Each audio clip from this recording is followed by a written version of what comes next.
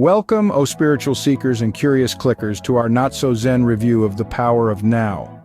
Picture, if you will, a book so profound it promises to change your life by simply shifting your perspective. Yes, you heard that right. It's all about living in the present moment, letting go of past regrets and future anxieties. Sounds simple, right? Well, not so fast. As we all know, the simplest of things often prove to be the most complex.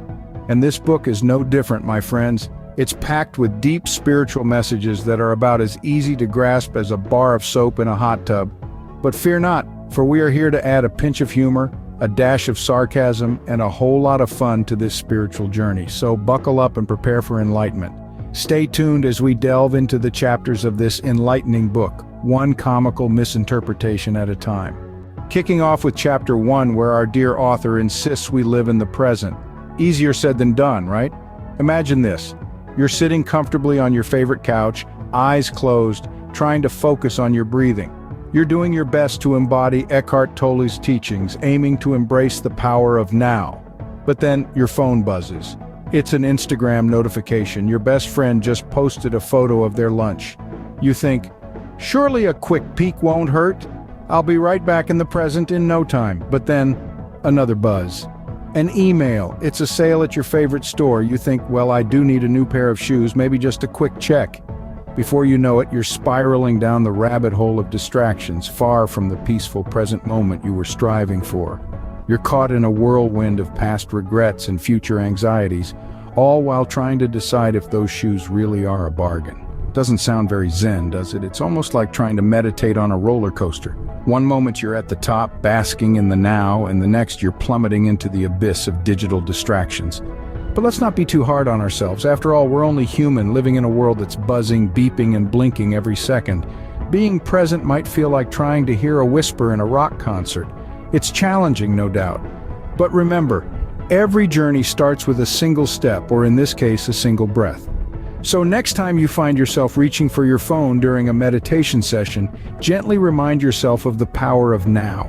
And maybe, just maybe, you'll find yourself a little more present, a little more grounded, and a little closer to that elusive state of Zen. So who's up for a no-phone meditation challenge? Anyone know? Moving on to Chapter 2, where we explore the circus that is our mind chatter. Picture this. Your mind is a bustling, chaotic bazaar, a non-stop carnival of thoughts, ideas, and emotions. It's like a radio station that never goes off air, with a DJ that's had way too much caffeine and just won't shut up. This, my friends, is the phenomenon Eckhart Tolle describes as mind chatter.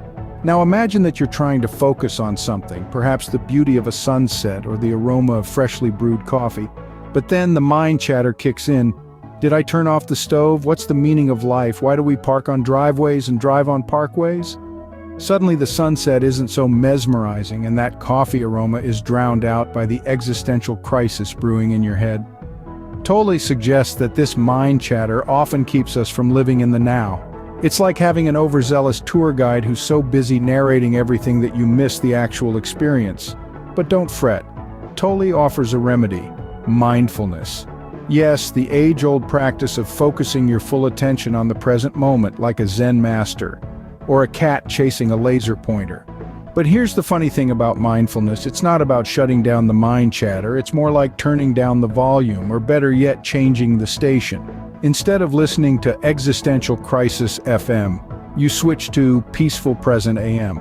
The chatter is still there, but it's no longer a loud, obnoxious carnival. It's more like a quiet, soothing lullaby. Of course, this doesn't happen overnight. It's more like trying to train a hyperactive puppy. Frustrating, exhausting, but ultimately rewarding. With practice, you can learn to be more present, more mindful, and less bothered by the constant mind chatter. So, the next time you're caught talking to yourself, remember you're just practicing mindfulness.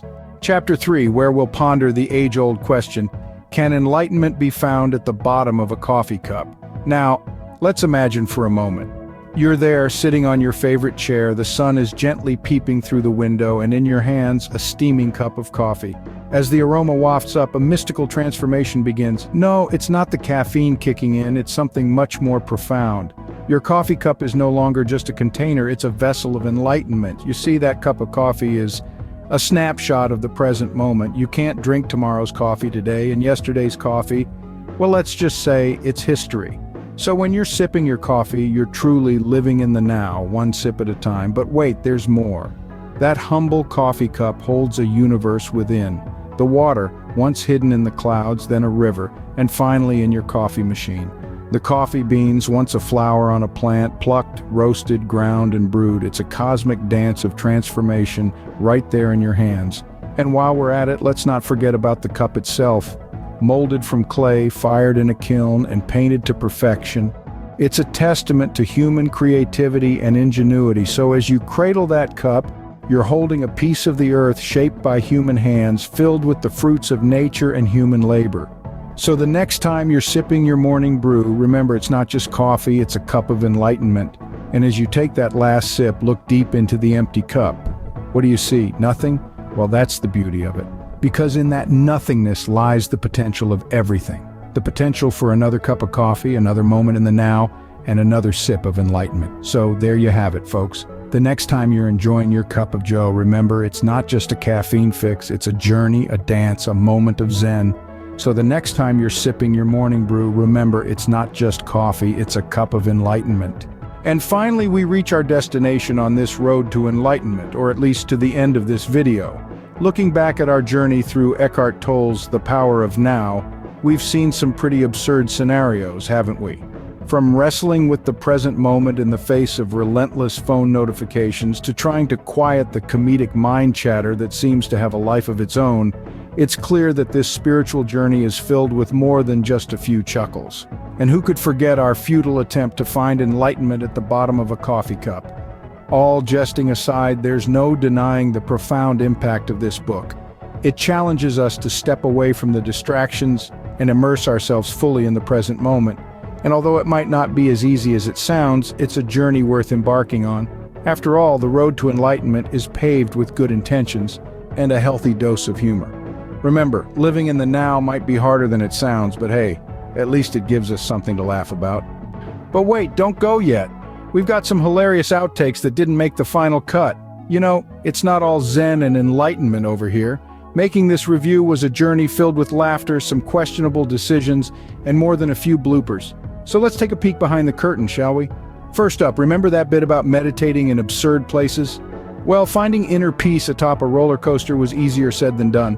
Picture this, our brave volunteer, cross-legged, eyes closed, trying to find her inner stillness while being flung around at 70 miles per hour. Let's just say her lunch decided to live in the now, too.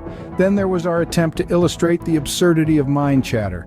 We thought, why not fill a room with balloons, each representing a random thought? Seemed like a great idea until we realized we'd need about 1,000 balloons. 3 hours, several dizzy spells, and one popped balloon scare later, we had a room quarter filled with balloons and a very deflated team. And let's not forget our exploration of enlightenment in a coffee cup. Who knew it could be so tricky to balance a steaming cup of joe while sitting in lotus position? We had some close calls and a few coffee-stained pants before we nailed that shot, but it wasn't all mishaps and mayhem. There were moments of real camaraderie and joy, like when we all burst into laughter trying to create the road to enlightenment with comical road signs, or the time we spent an entire afternoon debating the best way to animate a light bulb moment. And through all the outtakes, retakes, and double takes, we discovered that perhaps the real power of now is in these unscripted moments of laughter and connection. So as we wrap up this not-so-zen journey through the power of now, we hope you've enjoyed the ride as much as we did. Remember to share your own funny now moments in the comments below, and don't forget to subscribe for more hilarious book reviews.